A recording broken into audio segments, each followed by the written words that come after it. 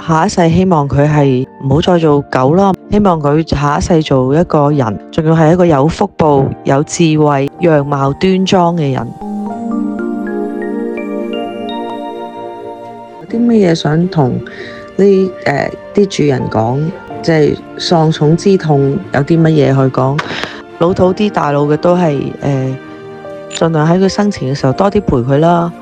係啊，咁帶佢出去玩啦，俾佢做中意做嘅嘢咁咯。自問呢樣嘢，我真係覺得自己做咗120分，所以我都同 Fifi 流離嘅時候，佢插喉嘅時候，我都同佢講，下一世希望佢係唔好再做狗啦，唔好再即係入速道啦，唔好再做下三途啦。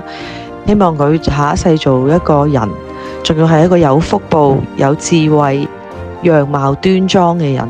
我同佢講，我話即係下一世等佢嚟照顧我咯。即係我呢一世，我覺得我係真係做足120分啦。